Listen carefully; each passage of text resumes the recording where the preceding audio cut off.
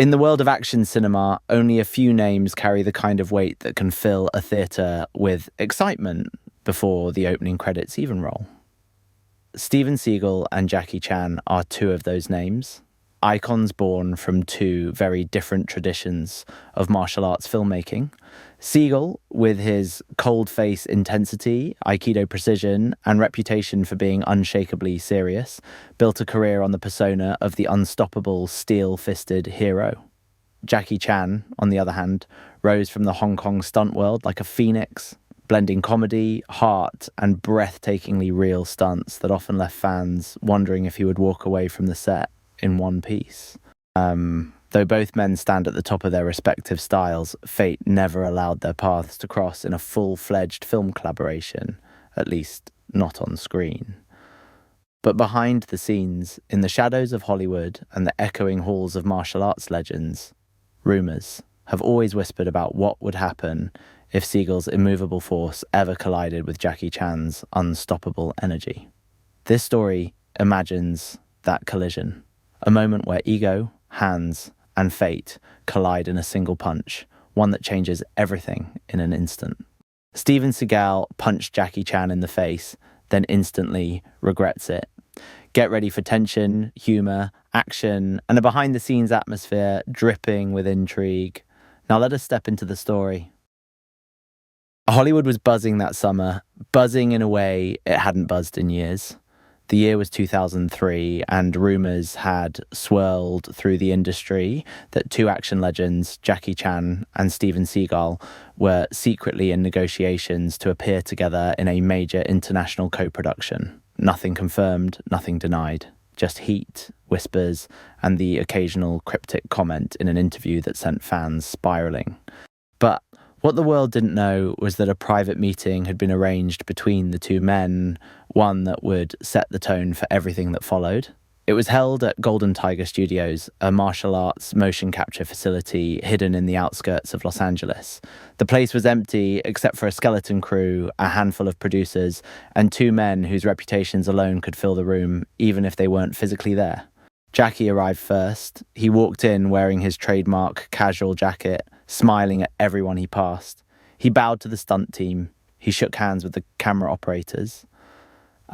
Jackie's presence always radiated warmth, like he was genuinely happy simply to be alive, moving, and working. "Thank you all for having me today," he said, giving a quick wave. "I'm excited to see what we're planning."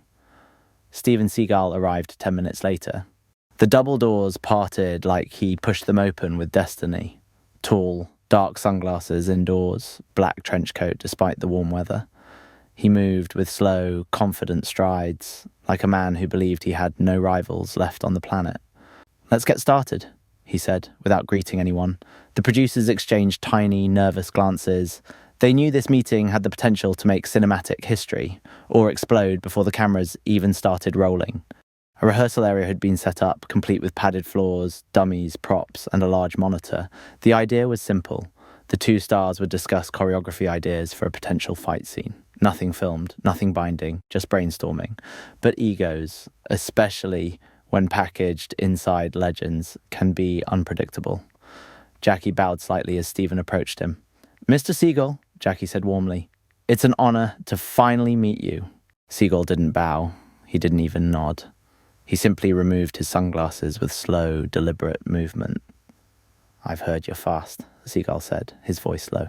"Show me." Jackie blinked, surprised. He laughed awkwardly. "Show you? Show you what?" "Show me how you move," Seagal said. "Let's see what we're working with." Jackie stepped back, unsure whether Seagal was joking. The moment hung in the air like a blade suspended by a single thread, fragile, dangerous, ready to drop. Jackie Chan stood perfectly still, his hand still lightly touching the spot where Steven Seagal's knuckles had collided with his face. The room was silent enough that everyone could hear the hum of the fluorescent lights above. Steven Seagal, who had spent decades cultivating the aura of an unshakable warrior, suddenly felt something unusual creeping up his spine. Doubt. Jackie finally lowered his hand. No anger, no curse, no dramatic outburst, just a long, slow exhale. "Steven," Jackie said quietly, "you shouldn't have done that." His voice was soft, calm, almost too calm. The kind of calm that comes not from weakness, but from someone who has spent a lifetime mastering chaos and could dismantle a room full of men with a broomstick if he had to. Seagal stiffened. Relax, you're fine. But the crew saw it. Seagal's stance had shifted. His shoulders tightened. His fingers flexed awkwardly at his sides. For the first time, Jackie Chan's stillness unnerved him. The lead producer, a thin man with glasses who had now turned pale, stepped forward. Gentlemen, maybe we should... Jackie raised a hand without looking away from Seagal, signalling silence. Then Jackie took a single step forward. Everyone braced themselves, but Jackie didn't attack. He simply bowed his head slightly, letting out a disappointed sigh. I came here today to make something great with you, he said. Something the fans would remember forever. But you punched me like we were in a street fight. Seagal scoffed. It was a test. Jackie's eyes narrowed almost imperceptibly. That wasn't a test, he replied. That was your ego. Yeah, a murmur rippled through the stunt team. They'd never heard Jackie speak like that to anyone, much less another martial arts icon. Seagal lifted his chin. If you can't handle a little contact, Jackie cut him off. I've handled more pain than you can imagine, Stephen. I've broken bones, smashed my skull, done stunts that almost killed me, but what I don't tolerate is disrespect. Jackie turned away for a moment, rubbing the back of his neck. His body language shifted, tension fading, composure returning. He wasn't the type to escalate a fight, but this situation wouldn't de-escalate on its own. I'm willing to forget it, Jackie said. No problem, but we work with control, no real punches. Seagal said nothing. Jackie offered an open hand, not to strike, but to reset the atmosphere, a peace offering. Let's start again. For a moment, it seemed like Seagal might accept it. But then, why would I start again, Seagal said slowly, when I already proved I can hit you any time I want? A wave of disbelief swept across the room. Jackie froze. It wasn't the words, it was the arrogance behind them. The stunt coordinator, biting his lip, whispered under his breath, Oh no, he shouldn't have said that. Jackie turned back towards Seagal, all traces of warmth gone. Stephen, he said quietly, do you want to try again? Seagal smirked. You really want to do this?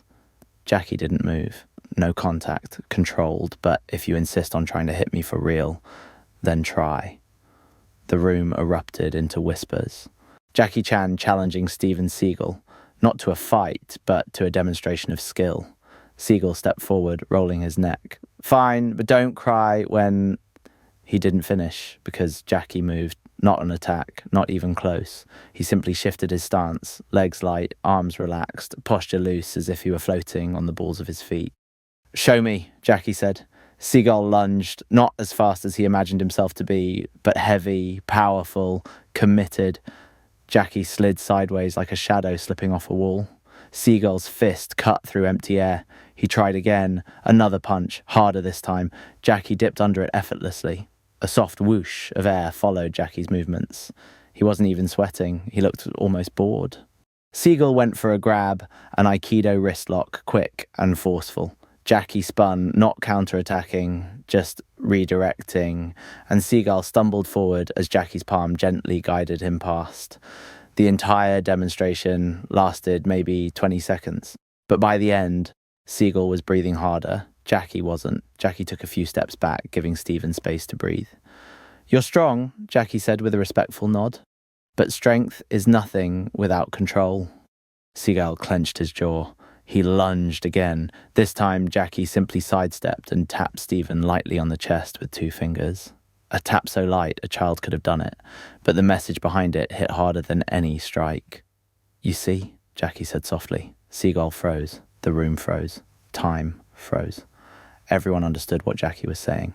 I can touch you any time I want, but I choose not to hurt you.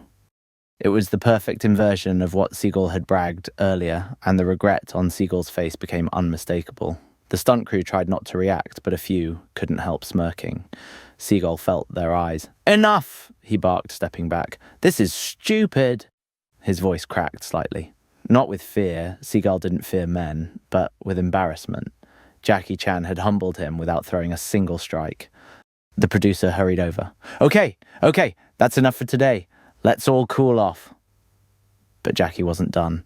He walked towards Seagal slowly, not threateningly, but with the calm confidence of someone who had nothing left to prove. "Stephen," Jackie said gently, "you're a talented martial artist, but this industry, it's not about proving who is strongest. It's about teamwork, respect, storytelling." Seagal looked away. Jackie sighed. "You punched me. I let it go. But if we work together, you have to trust me. And I have to trust you.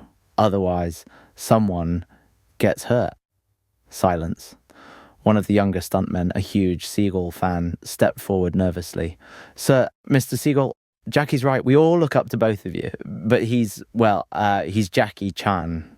He's the guy who takes care of every stunt team. He'd never hit someone for real." Seagal's eyes flicked towards the young stuntman, then back to Jackie. The room waited. At last, Seagal exhaled heavily and said, "Fine." He extended a hand. The room gasped. Jackie blinked, then smiled and shook it. "Good. Now we can work." But as they shook, Seagal muttered under his breath, "You're still not faster than me." Jackie grinned. "If you say so." It was playful, finally. The tension broke. The crew started laughing, relieved. The producer clapped loudly. "Great, let's take a break, everyone. Maybe we can try a proper rehearsal later." Jackie nodded. "I need some water." As he walked off toward the vending machine, the young stuntmen followed him like ducklings, asking how he dodged so easily, what footwork he used, whether Seagal actually hit hard. Jackie answered every question with humility and humour. Meanwhile, Seagal stood alone for a moment, shoulders slumped slightly. He wasn't used to being the one who got shown up, but something changed in him. Not much, but enough. A spark of respect where earlier there had only been ego. He took off his glasses, looked at Jackie from a distance, and for the first time that day, Steven Seagal smiled. A small smile, but a real one. Later that evening, the two legends ended up sitting together in the break room, sipping tea. Jackie told stories about breaking his ankle on Rumble in the Bronx. Seagal shared memories of training in Japan under old masters who tolerated no nonsense. The two found common ground: discipline, pain, passion, the pressure of fame. They laughed. They argued playfully. They bonded. The punch became nothing more than a bad moment in an otherwise unforgettable day. By the time they left the studio, the producers were already rewriting the script to make their characters rivals turned allies. Fans would eventually speculate for years about why the project never got finished, but only the people in that studio knew the truth. Jackie and Steven shook hands one last time at the exit. "Next time," Jackie said with a grin, "no more real punches." Seagal chuckled. "Only if you stop making me look slow." Jackie winked. "Impossible." And they both laughed as they walked into the warm Los Angeles night. Two legends whose brief clash of ego had turned into an unexpected respect. If you enjoyed this story, don't forget to subscribe and like the video.